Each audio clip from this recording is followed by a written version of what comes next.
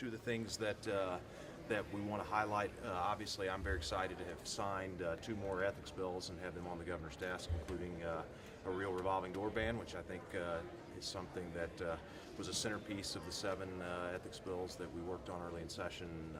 Really proud to have those on the governor's desk, and we've still got work left to do on some of the other things, but I'm optimistic that we're going to continue to move forward on ethics bills, and once again, the wisdom of doing them in single subject fashion seems to be working, so we're excited about that.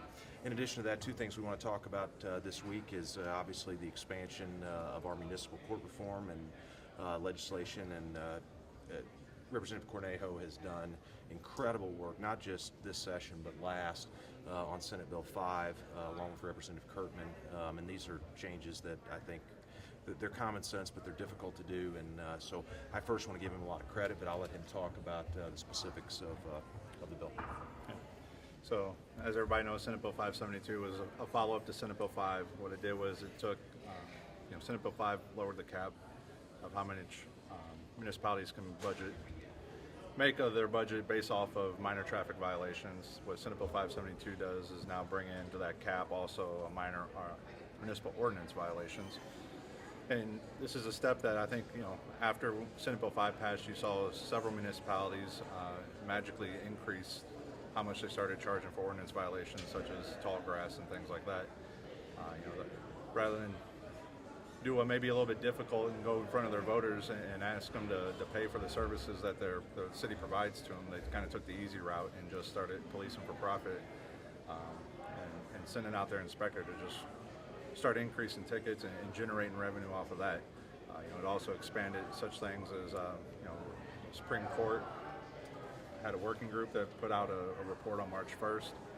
Several of the recommendations from that working group were incorporated into Senate Bill 572. Also some clarifying language, as well as some steps towards addressing the conflict of interest, which was also a major concern put out by the working group.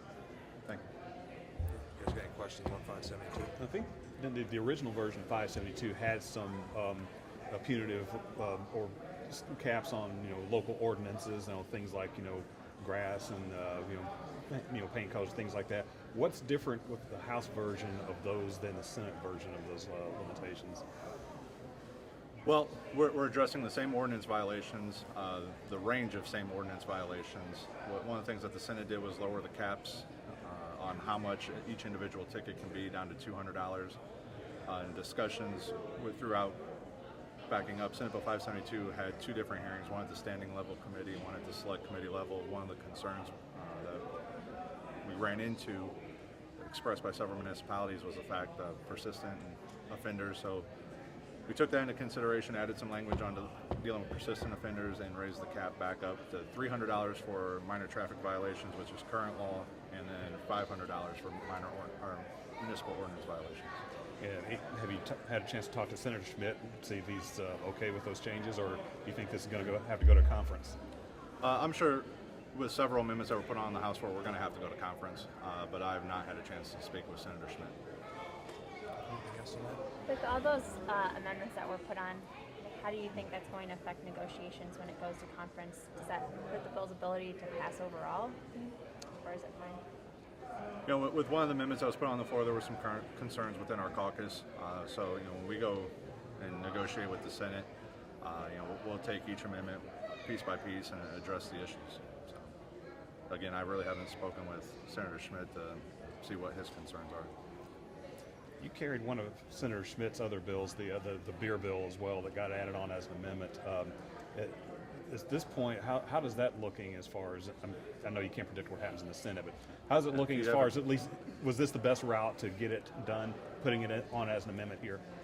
Yeah, we have, throughout the legislative process, there are several ways to, add language onto a bill. And, as I stated on the House floor, a House bill is moved through both committees, put on, it's worked its way through the House process. The Senate bill has worked its way through the Senate process. This was just another vehicle which this legislation seemed to make sense to put it on there. Were you going to say something on that?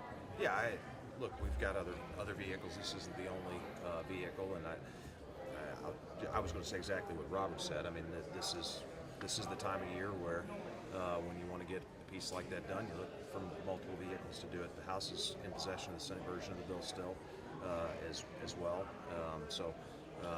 That'll be for the next 2 weeks to figure out. This bill obviously arises from some of the issues that came to light during the Ferguson protest.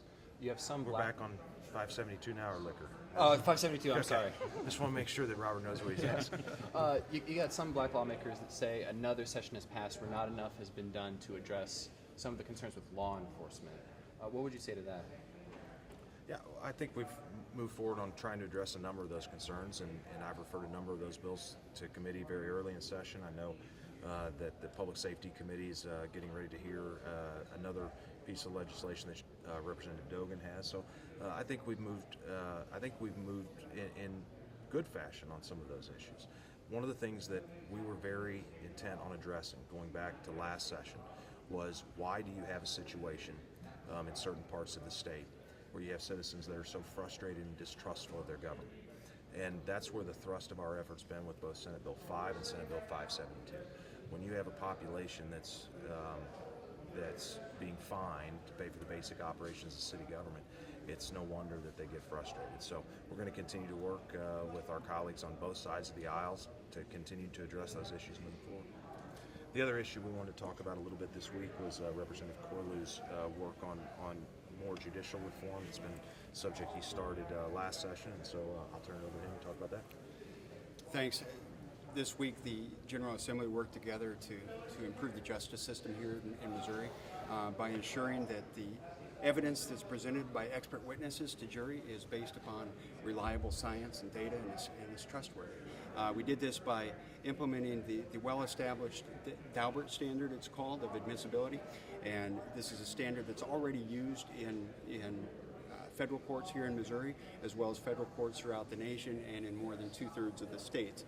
And we've implemented this well-established, easy-to-understand standard by which our judges can take a look at expert evidence before it's presented to juries and make sure not only is the expert qualified in terms of education, experience, knowledge, and skill, but also that what the expert is testifying about is based upon reliable science, is based upon reliable facts and data, and that the expert has reasonably applied scientific principles in arriving at his or her conclusion. Questions on that? This is part of what appears to be a broader push for tort reform. Could you maybe speak about that effort and what's driving that, why you think that would be beneficial in the state?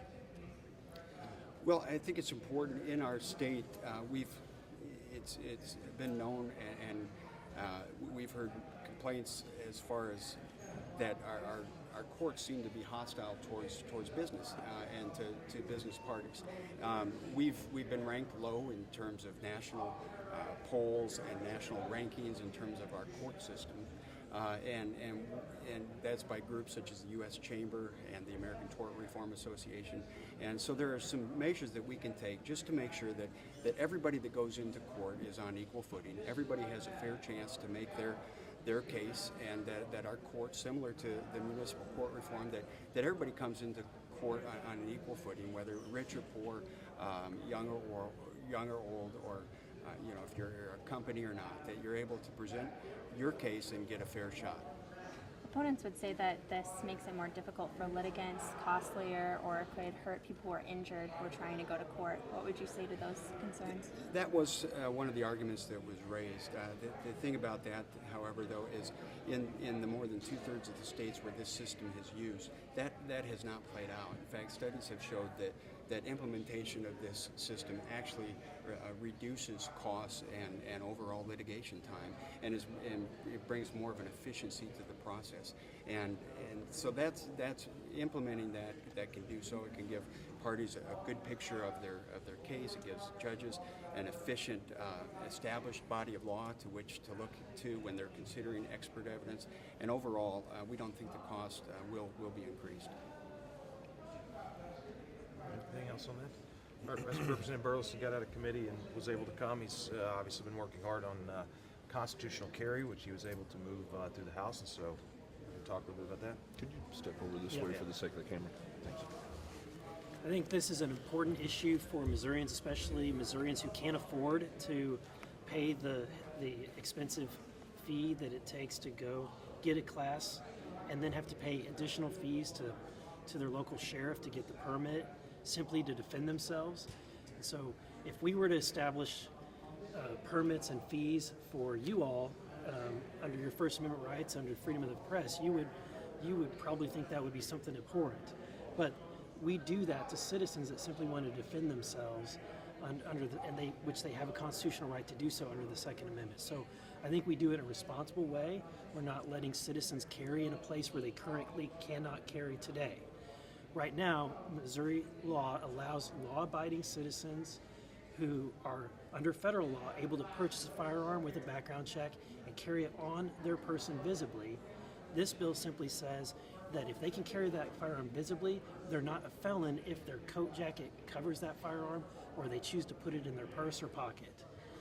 It doesn't allow them to go into any of the locations where they're otherwise restricted to carry a firearm. It just simply, in my opinion, makes it simpler for citizens who want to follow the law and defend themselves. It makes the law simpler to understand for both the citizen and law enforcement. Our Democrats on the floor argued that some law enforcement groups opposed this and wanted people who are concealed carry, whether under your provision or not, to be getting the training that they're currently required to get the permit. Is that a concern that was brought to you? I have not had law enforcement groups come to me and express that concern. I do know in my local area, the lines to get a concealed carry permit are unbelievable. My wife went through training just a few weeks ago, and when she called the Greene County Sheriff's Office to ask when she could get her permit, the soonest they could get her in is in October. Now think about a citizen who feels that they may be threatened. So if someone is in a situation where their life may be threatened, or they had someone insinuate something and they feel concerned, what we're telling those citizens is that you have to wait 10 months before you can do something to protect yourself. And so I think that it's important to have the permit remain in place so that it allows citizens to have the special privileges to go to locations, including across state lines, that they will not have without a permit, but simply to say that you cannot defend yourself unless you pay expensive fees and take a course is not, in my opinion, appropriate. All right, what else you got? So what's happening next week? What do you want to see happen next week? The floor leader's over there talking to a school group right now, so he might be better able to answer. But look, we're the part of the session where the Senate's working on House bills and the House is working on Senate bills. We'll be sending a bunch more things, I'm sure, to conference next week as we see the Senate adding a lot of amendments to House bills and the House adding a lot of amendments to the Senate bills. So it'll be regular business, and we'll continue to work those things through the process. There are a couple of mechanisms that could bring SJR 39 back up. Do you anticipate seeing any of those employed? I really don't. I'll say what I said yesterday. I mean, I'm disappointed that the resolution wasn't able to move forward. I said at the beginning that I was going to let the process work, and the process operated here, and the bill didn't have enough votes to get out of committee. So it doesn't mean that that's the end of the discussion about religious liberty. It's important to me. It's important to I know a fair majority of the General Assembly, and so I anticipate we're going to continue to be working on those issues. But as far as SJR 39, it is dead. I don't see any effort to bring it back.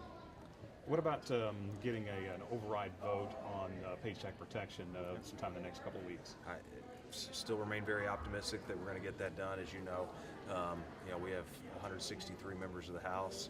The margins are close on that, and so unfortunately, we just had a string of people with family emergencies, illness, deaths.